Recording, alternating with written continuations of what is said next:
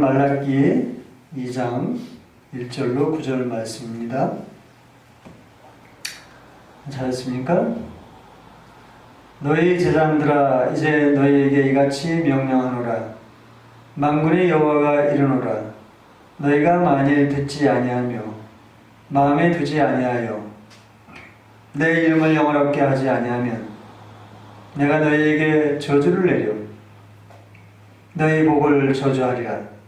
내가 이미 저주하였나니 이는 너희가 그것을 마음에 두지 아니하였음이니라. 보라, 내가 너희의 자손을 꾸짖을 것이요 똥 곧 너희 절개의 생의 똥을 너희 얼굴에 바를 것이라. 너희가 그것과 함께 제하여 버림을 당하리라. 만군의 여호와가 이르노라.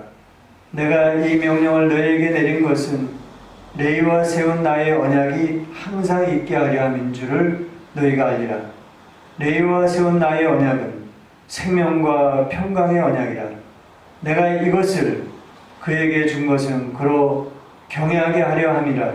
그가 나를 경외하고 내 이름을 두려워하였으며 그의 입에는 진리의 법이 있었고 그의 입술에는 불의함이 없었으며 그가 한평함과 정직함으로 나와 동행하며 많은 사람을 돌이켜 죄악에서 떠나게 하였느니라.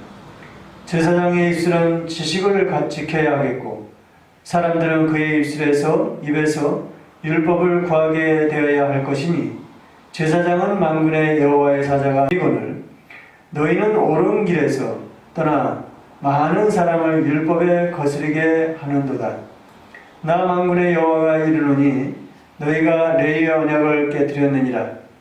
너희가 내 길을 지키지 아니하고 율법을 행할 때 사람에게 치우치게 하였으므로 나도 너희로 하여금 모든 백성 앞에서 멸시와 천대를 당하게 하였느니라 하시니라. 아멘.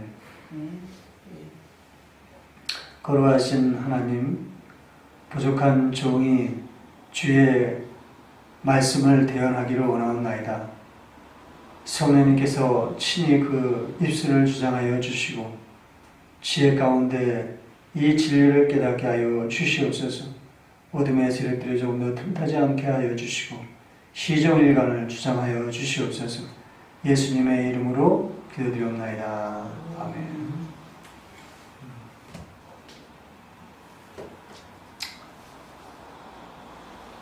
제가 늘 말씀드리지만은 강단에서 들려지는 이 말씀은 청중들에게 감동을 주기 위해서 들려지는 말씀이 아니라 하나님의 말씀이 어떠한가라는 그 구조라 그럴까요? 그 의도를 여러분들한테 알려드리고 여러분들이 각자 처소에서 말씀을 묵상함으로 인하여서 이 말씀이 이런 뜻이구나 라고 깨달았을 때 각 처소에서 감동을 받는 거예요. 그래서 많은 사람들은 교회 오면서 강단에서 들려지는 이 설교의 말씀을 통해서 뭔가 감명을 받으려고 오시는 분들이 많지만은 그러나 그건 반대가 되는 거예요. 우선은 강단에서 들려지는 이 말씀은 하나님의 말씀이 어떤 의도로 전달되었는가라는 것을 분명히 알려주고 그 의도에 따라서 여러분들 처소에서 말씀을 묵상했을 때 깨달아지는 감동이 있어야 된다는 거예요. 그것이 없이 교회에서 와서 달랑 설교 말씀을 통해서 감동을 받는다. 이것은 감동이 아니에요. 그래서 우리가 좀 오늘 말씀 이제 말라기서를 들어갈 텐데 말라기서에도 하나님께서 말씀하시는 그 구조와 의도가 있다. 이거를 여러분들이 좀 잘 깨달으시기를 바랍니다. 여러분, 오늘날은 현대인들이 어떤 의식으로 변질되어 가고 있습니까? 매우 현실적이고 실존적인 의식으로 변질되어 가고 있습니다. 다시 말해서 결과가 없으면 믿지 않아요. 아예 관심 밖으로 돌리고 맙니다. 그러니까 요즘에 정치는 어떻게 나가고 있습니까? 정말 이게 현물 정치, 그러니까 자꾸 포퓰리즘으로 인해서 자꾸 그냥 세금을 막 퍼붓잖아요. 그러니까 그것이 나중에 독이 된다는 사실을 알지 못하고 그것으로 인해서 표를 던져주고 결국은 이 정치 구조가 진보적인 형태로 나갑니다. 여러분 이제 나중에 진보와 보수에 대해서 말씀을 증거할 텐데 진보적인 입장은 인간 중심이에요. 인간 중심. 그렇기 때문에 이 정보화 사회, 특별히 오늘날은 굉장히 정보화 사회잖아요.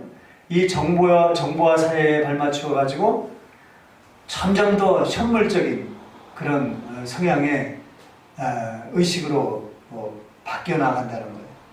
그러니까 눈에 보이는 것 외에는 다른 것을 믿지 않아요. 여러분, 이런 정보가 넘쳐나는 사이에 현물 의식이 팽배해진다는 것은 무슨 의미일까요? 그만큼 믿음이 설 자리가 좁아졌다라는 것을 의미하는 겁니다. 믿음이라는 것은 뭐예요? 보이지 않는 것이죠.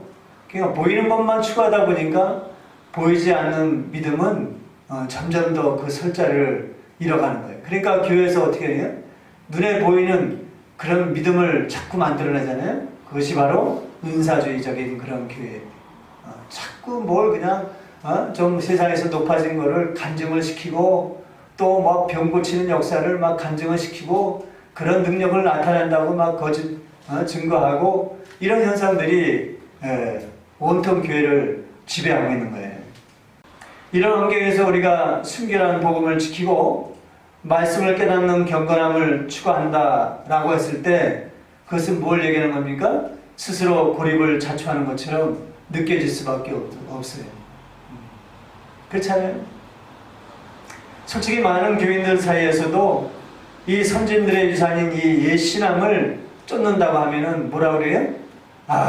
이건 시대착오적인 신앙이다. 이렇게 매도하기 십상입니다. 이런 배교적 현상들을 말라기 선지자는 뭐라고 표현하고 있습니까? 말라기 3장 14절에 뭐라 그래요?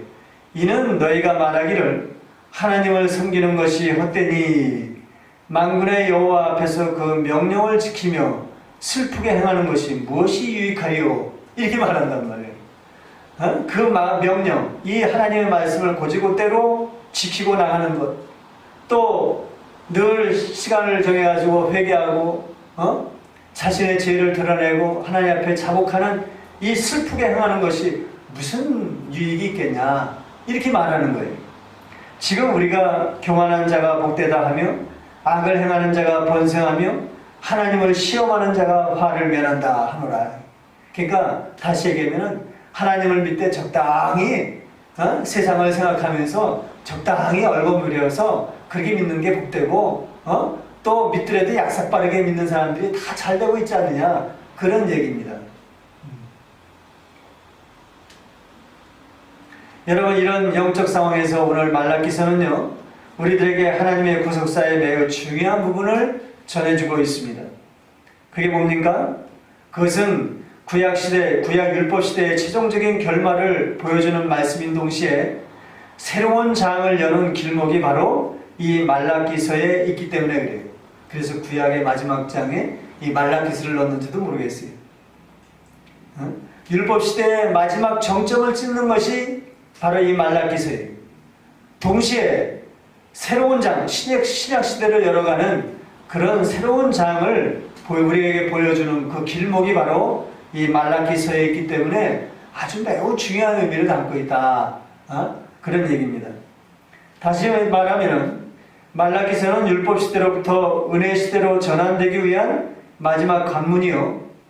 또 더럽고 불결한 것들을 걸러내고 오로지 순결한 것들을 찾는 그런 필터와 같은 그런 여과장치와 같은 그런 책이 바로 말라기서라는 얘기입니다.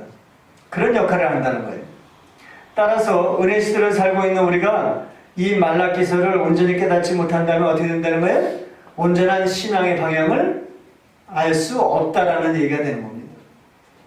물론 다른 성경 말씀도 다 이해를 해야 되겠지만 특별히 말라기서는 그 정도의 중요한 위치에 있다는 거예요.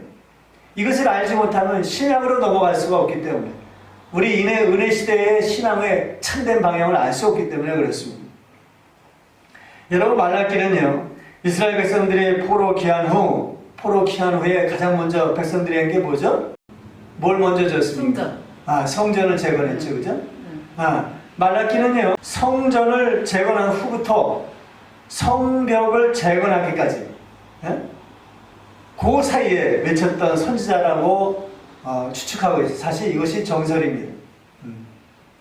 성전을 재건하고 성벽을 재건하기까지 그 사이에서 외쳤던 선지자라고 할 수가 있습니다.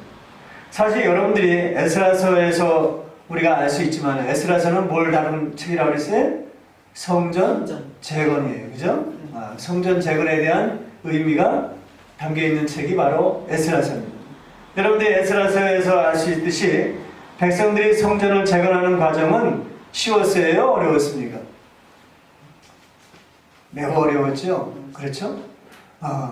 거기에는 이미 이방인들이 지배하고 있었단 말이에요.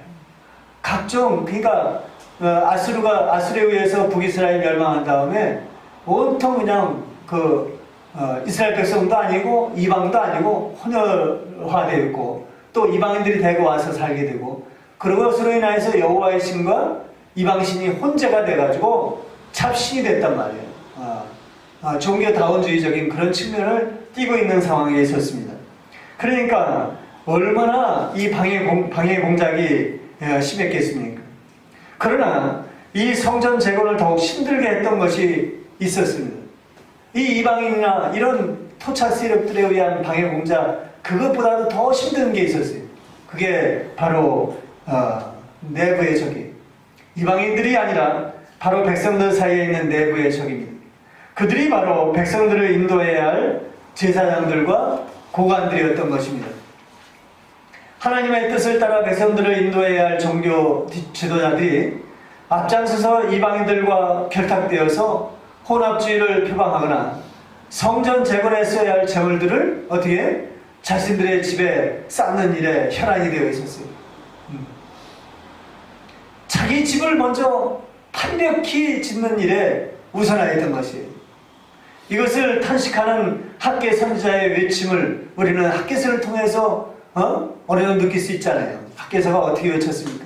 자, 율법이 해이해지고 공법이 어떻게 되고 하면서 너희가 자기 집에는 판벽되게 하면서 여호와의 집에는, 성전에는 관심이 없다고 탄식하는 것을 우리는 볼 수 있잖아요. 그렇지 않습니까? 그러니 성전이 재건한다 한들 백성들이 성전을 통하여 온전한 예배와 제사를 드리는 만무한 것입니다. 이유가 뭘까? 성전을 재건한 다음이면은 그래도 백성들이 좀 깨어서 성전에서 온전한 제사를 드리고 경건한 삶으로 더 깊이 나가야 되는데 전혀 이것이 나아지질 않았어요. 왜 그렇습니까? 왜 그랬을까요? 이유가 뭘까요? 아까 말씀드린 대로 말라기 선지자가 언제 외쳤다고요? 성전을 재건한 후부터 성벽을 재건하지 전까지에 외쳤던 선지자라고 그랬죠? 여기에 답이 있는 거예요. 한번 보십시오. 성전을 재건한 후에 백성들은 성전만 재건하면은 하나님이 당장이라도 다윗과 같은 위대한 왕을 보내주셔가지고 나라를 회복해. 그때 당시는 이미 이제 외세에 침략하여 있었지 않습니까? 나라를 독립시키고 회복해가지고 자신들의 번영을 이루어주실 것만을 생각했어요. 그걸 기대했습니다. 그러나 오랜 시간이 지나도 여전히 외국의 속박하에 처해 있었고 삶의 피폐함은 조금 더 나아지지 않았어요. 그들의 삶은 어떻게 변할까요? 현실에 타협할 수밖에 없는 거예요. 또 주변에 있는 이방 우상들을 받아들이면서 혼합된 신앙으로 빠져들어갈 수밖에 없었던 것입니다. 이러한 불법적인 영적 실태들을 오늘 말라기 선지자는요 어떻게 하고 있습니까? 백성들과의 지뢰의 문답 형식으로 자신의 예언을 풀어가고 있는 것입니다. 그 질문의 목적은 여호와의 성전을 향한 백성들의 마음이 어떠한가에 대한 하나님의 생각을 묻는 질문이에요. 여러분, 말라기서는 백성들 사이에서 질문하고 그들의 답변을 듣고 이런 형식으로 진행되고 있지 않습니까? 그리고는 말라기 선지자는 여호와를 대변하여 이렇게 전하고 있죠. 말라기 2장 2절에 뭐라고 그럽니까? 만군의 여호와가 이르노라. 너희가 만일 듣지 아니하며 마음에 두지 아니하여 내 이름을 영화롭게 하지 아니하면 내가 너희에게 저주를 내려 너희의 복을 저주하리라. 내가 이미 저주하였나니 이는 너희가 그것을 마음에 두지 아니하였음이니라. 이 절에 이렇게 외치고 있습니다. 그리고 이 껍데기 같은 형식만 있는 이 마음 없는 신앙에 대하여 말라기 선지자는 하나님을 대변하여 또 이렇게 묻고 있는 거예요. 내가 너희를 사랑하였노라. 내가 너희를 선택하지 아니하였느냐. 그런데 너희는 나를 공경함이 어디 있느냐. 나를 두려워함이 어디 있느냐. 왜 너희는 더러운 떡을 제단에 드리는가. 왜 눈먼 희생제물을 바치는 것이냐. 이렇게 질문하고 있어요. 그랬더니 백성들은 뭐라고 답변하고 있습니까? 내가 언제 그런 일을 했습니까? 모든 답변들이 이런 식이에요.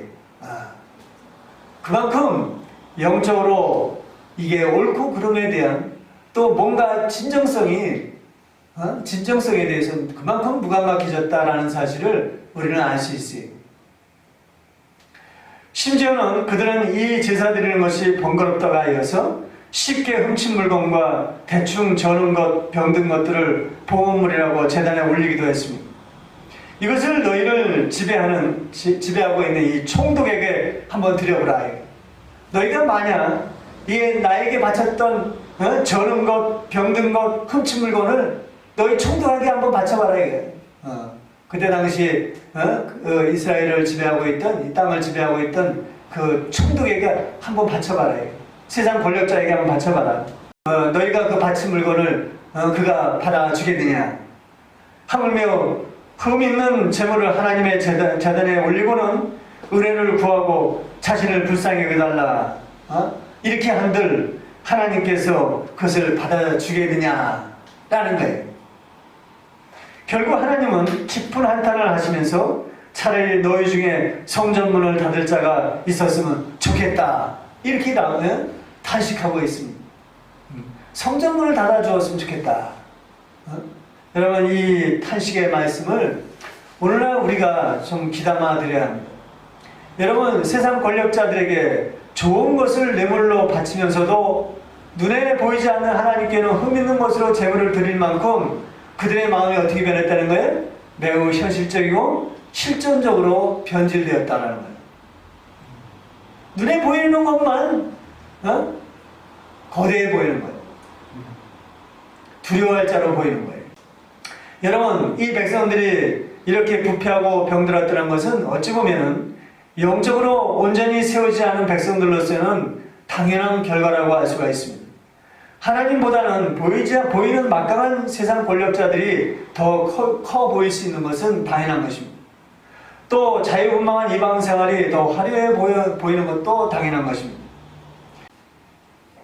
이 말은 성전만 재건해서는 그들이 외부로부터 몰려오는 이런 미혹과 공격들을 막아낼 힘이 없다라는 것을 우리에게 보여주고 있는 것입니다. 여러분, 사실 말라기 선지자가 이렇게 백성들의 불순종을 지르의 문답식으로 외친 이유가 바로 여기에 있는 것입니다.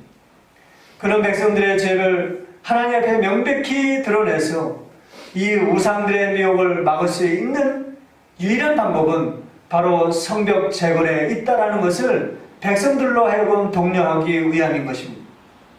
그렇기 때문에 말라기 선지자는 성전을 재건하였지만은 외부로부터 오는 이 여러 우상 숭배들을 막아낼 수 없는 백성들을 향하여 이렇게 외치며 그의 예언을 마치는 것을 볼 수가 있어요. 여러분, 말라기 마지막 장에 이렇게 외치고 있죠. 말라기 4장 5절로 6절 말씀에 이렇게 기록하고 있습니다.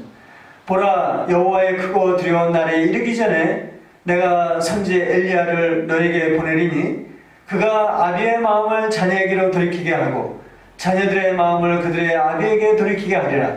마음을 돌이키지 아니하면 두렵건대 내가 와서 저주로 그 땅을 칠까 하노라 하시니라. 이렇게 외치고서 말라기서를 마무리하고 있습니다. 왜 이런 말씀하셨을까요?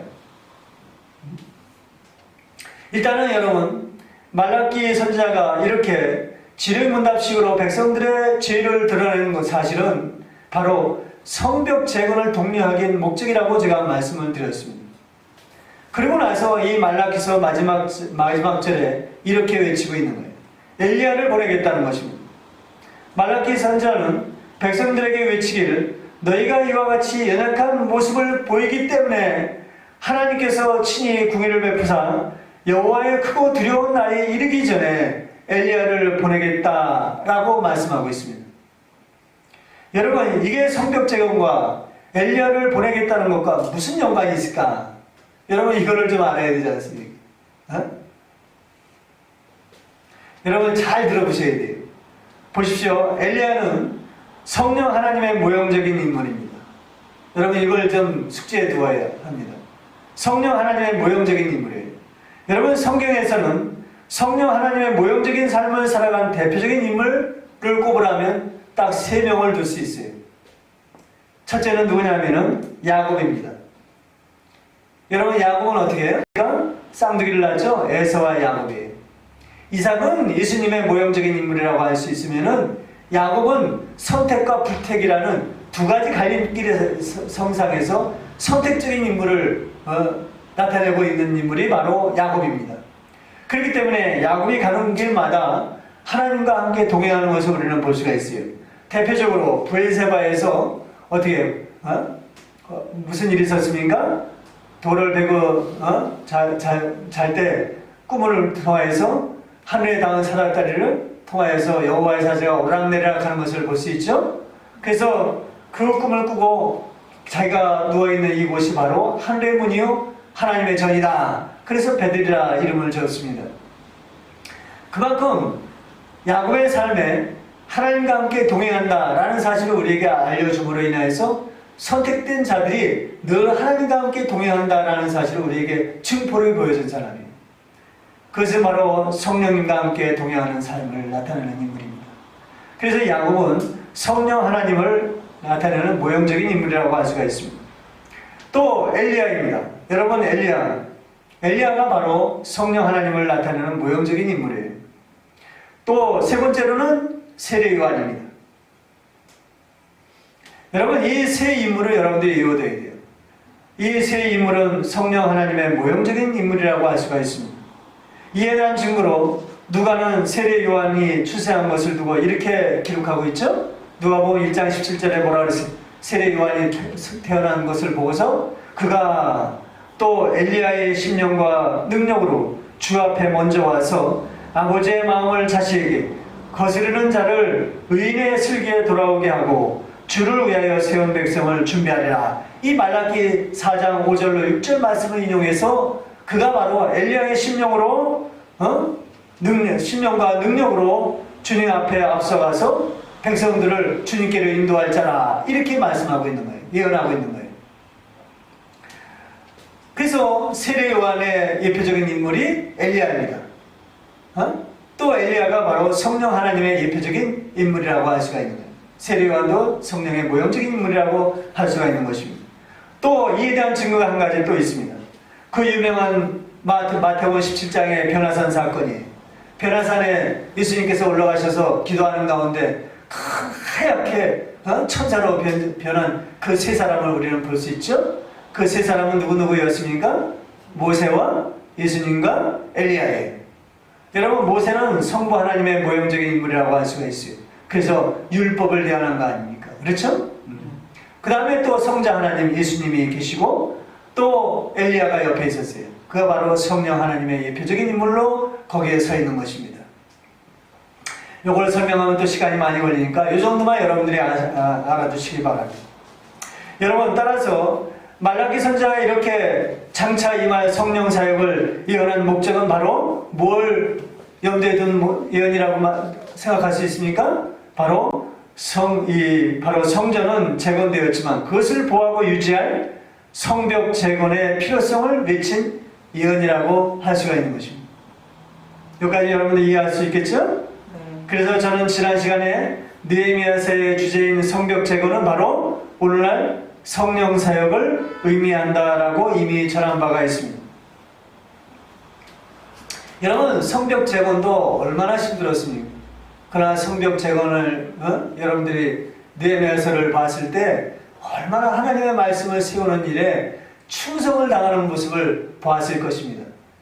여러분, 성벽 재건이라는 것은 성령 사역을 예표하기 때문에 우리가 우리의 신앙생활에서 말씀을 얼마만큼 성령 안에서 잘 지키고 보호하느냐, 이런 것들을 우리에게 보여주고 있다라는 거예요.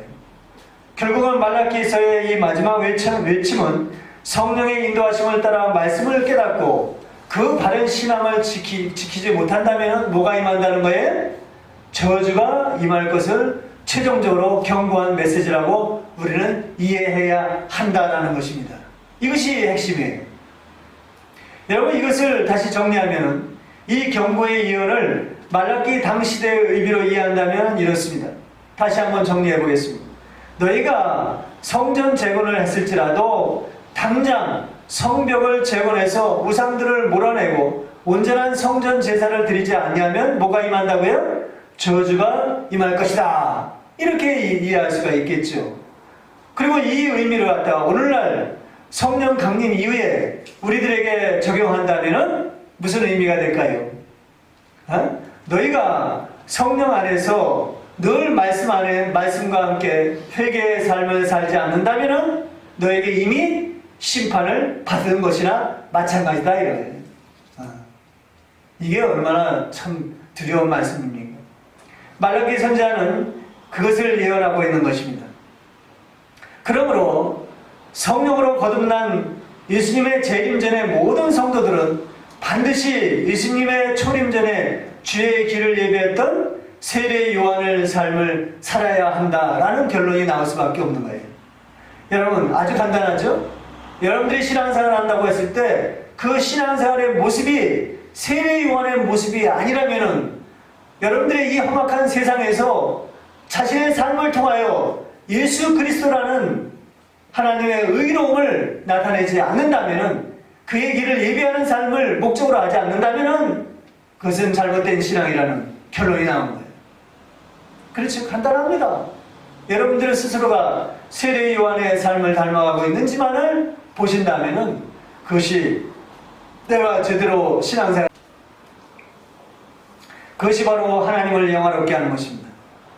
여러분, 오늘 본문에는 이러한 경건한 삶을 살지 않는 자들을 어떻게 한다고 합니까? 한번 3절 한번 보겠습니다. 보라, 내가 너희의 자손을 꾸짖을 것이요 똥 곧 너희 절기의 희생의 똥을 너희 얼굴에 바를 것이라. 너희가 그것과 함께 제하여 버림을 당하리라. 얼굴에 똥을 바르겠다는 거예요. 그리고 똥을 발라서 심판을 하겠다는 겁니다. 제하여 버리겠다.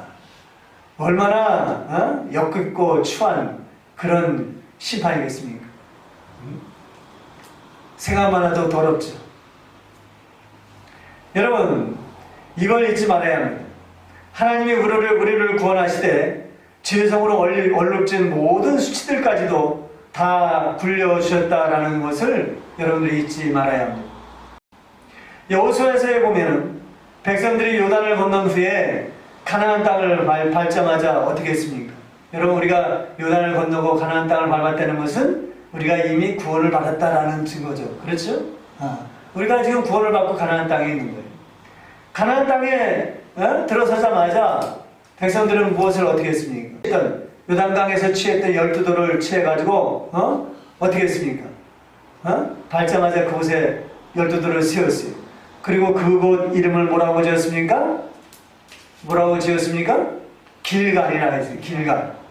길갈이라 이름하였어요. 이 길갈이라는 히브리어 원어 뜻은 똥을 굴리다 라는 뜻이에요. 똥을 굴리다. 똥을 굴리다. 오늘 본문에는 똥을 얼굴에다 바른다는데 여호수아에서는 요단강을 건너고 백성들이 그 12돌을 취해서 세운 다음에 그 이름을 길갈이라 해서 똥을 굴려버렸다, 이렇게 이름을 지었단 말이에요. 여러분, 이런 하나님의 백성들의 수치를 제하여 주신 것을 영원히 기억하기 위해서 그곳 이름을 길갈이라 했던 것입니다. 이 엄청난 은혜를 입었음에도 불구하고 백성들은 그것을 다 잊어버렸어요. 이 신앙을 잊어버리고 여전히 하나님의 뜻을 찾고 그 뜻을 온전히 이루는 삶을 살지 않았던 것이에요. 하나님께서 의를 위해 주신 이 율법을 오히려 어떻게 사용했습니까? 자신의 탐욕을 채우는 수단으로 삼고 있었다라는 것입니다. 이게 얼마나 안타까운 일입니까? 여러분, 그래서 우리가 구약을 통해서 정말 이 어리석은 신앙을, 이 신앙의 전체를 우리가 밟고 있느냐, 이거를 좀 잘 진단해 봐야 돼요.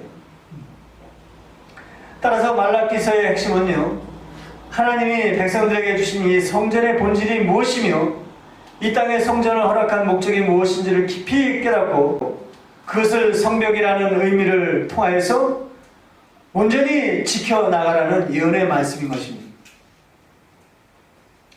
또 이것은 오늘날 우리가 말씀 안에서 교회의 본질과 목적이 무엇인지를 깨닫고 성령의 인도함을 따라 성전된 내 자신을 얼마만큼 말씀으로 잘 지켜나가느냐, 이거에 대한 예언이라고 할 수가 있는 것입니다. 그래야만 교회를 통해서 우리가 드려지는 이 예배를 통해서 눈에 보이지 않는 영적 교회의 의미를 발견하고 또 하나님의 성전된 내 자신을 제대로 세워나갈 수 있는 것입니다. 그리고 하나님 나라 안에서의 참된 평강을 누릴 수 있는 것입니다. 이것이야말로 하나님과의 언약이 성취되어 가는 것이라고 할 수가 있습니다. 그래서 이 언약을 말라기 선지자는 뭐라고 합니까? 생명과 평강의 언약이라 이렇게 표현하고 있는 것입니다. 그래서 이것을 오늘 2장 5절에 어떻게 말씀하고 있습니까? 5절에 레위와 세운 나의 언약은 생명과 평강의 언약이라 내가 이것을 그에게 준 것은 그로 경외하게 하려 하니라 그가 나를 경외하고 내 이름을 두려워하였으며 이렇게 말씀하고 있습니다. 여러분, 하나님과의 언약은 반드시 성취됩니다. 본문에서는 레위와 세운 나의 언약이라고 이렇게 표현하고 있습니다. 레위라는 뜻은 연합이다 라는 뜻이에요. 하나로 연합되었다 라는 뜻이에요. 이런 이유 때문에 하나님이 이스라엘 12지파 중에서 레위 지파를 어떻게 썼습니까? 특별히 들어 쓰신 이유가 있어요. 그것은 하나님과의 연합된 자가 과연 누구인가 라는 것을 우리에게 일깨워주기 위함이었습니다.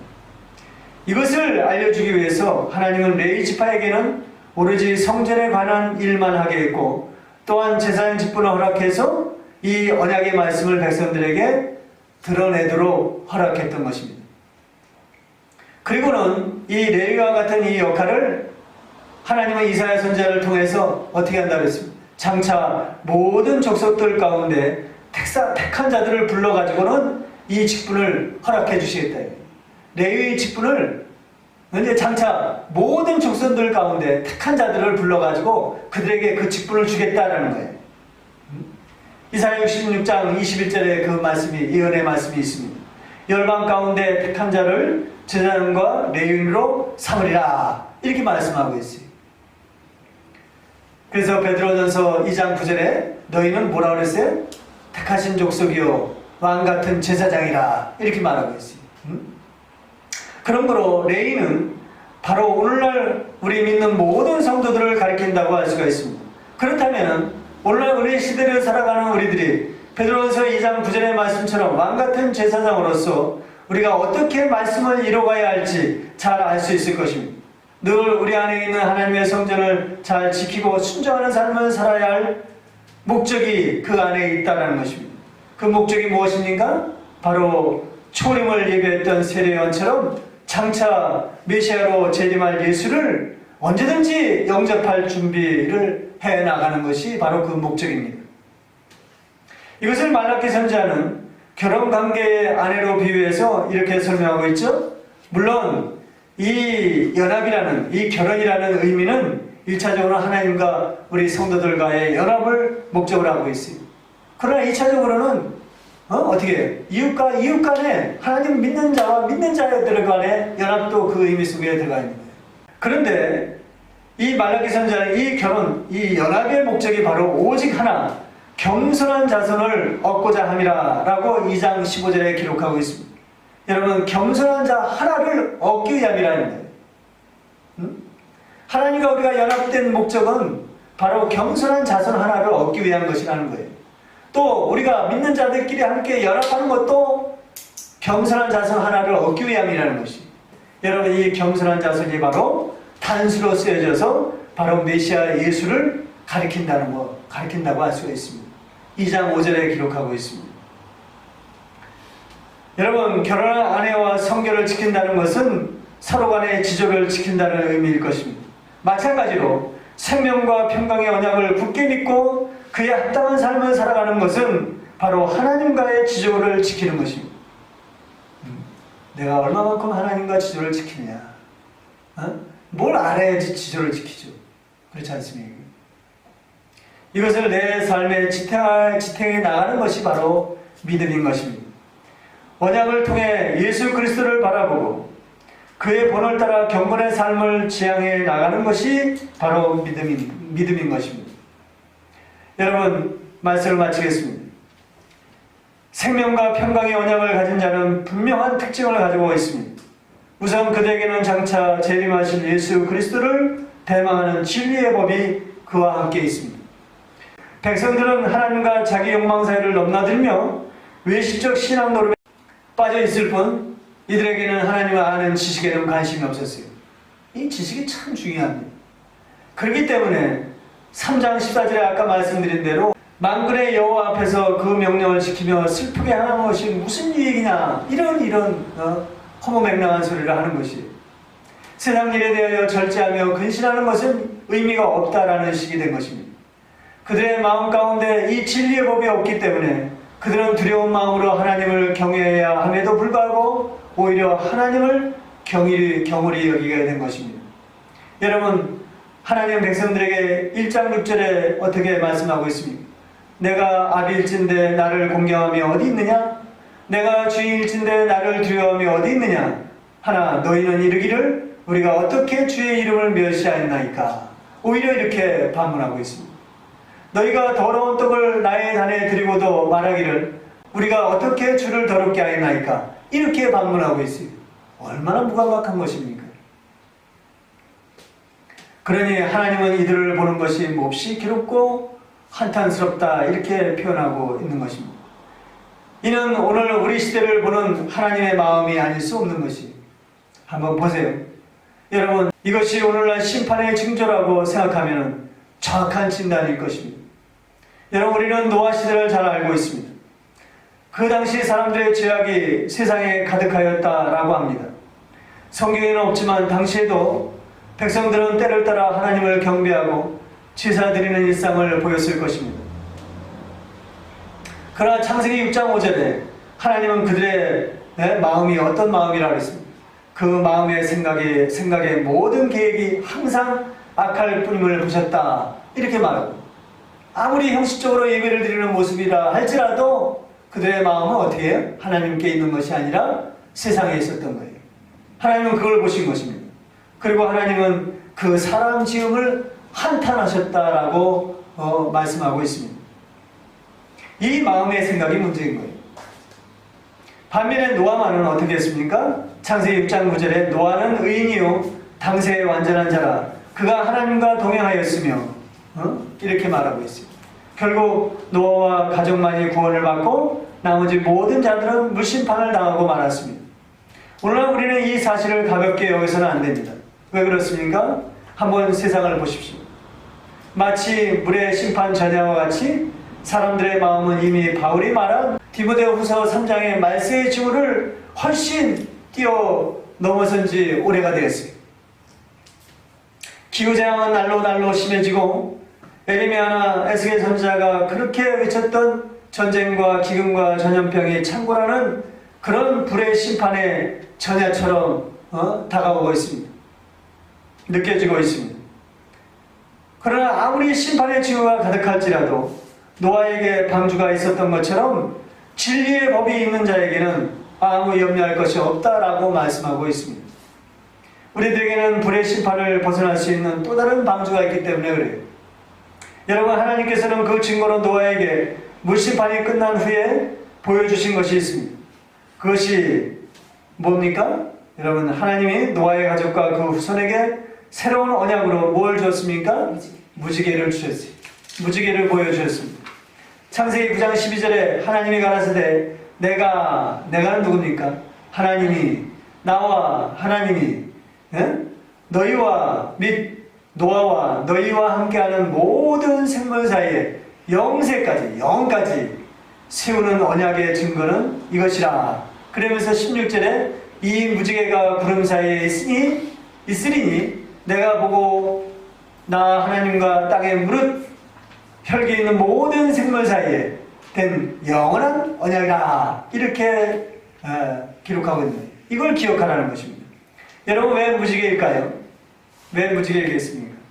여러분, 성경에는 이 무지개를 에스겔서 1장 28절에 뭐라고 하냐면은 이 무지개는 하나님의 영광의 형상의 모양이다. 이렇게 정의하고 있습니다. 구름 속에 나타난 무지개는 어딘가에는 빛이 있습니다. 그렇죠? 빛이 없으면 무지개가 생겨날 수가 없죠. 당장은 그 실체가 보이진 않지만은 무지개는 그 너머에 실체가 되는 찬빛이 있음을 증거하는 표징인 것입니다. 이 찬빛이 바로 요한복음 1장 9절에 우리의 구주 되시는 예수님이라고 기록하고 있습니다. 그가 세상의 빛으로 오신 메시아인 것입니다. 그를 대망하는 믿음이 바로 우리의 방주인 것입니다.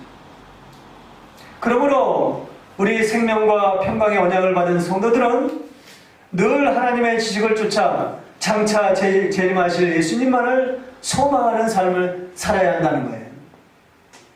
여러분, 세상은 지금 마치 계속 질주하는 열차와 같이 절망으로 치닫고 있습니다. 이런 상황에서 우리는 무엇을 찾아야 할지를 시급하게 생각해야 할 것입니다. 거듭난 자라면 이럴 때일수록 재림 예수를 갈망하며 말씀의 지식을 따라 자신뿐 아니라 가정에서도 교회에서도 경건한 자손 예수를 얻고자 하는 간절한 몸부림이 그 속에 있다라는 사실입니다. 이런 은혜의 삶을 사시기를 주님의 이름으로 축원합니다. 아멘.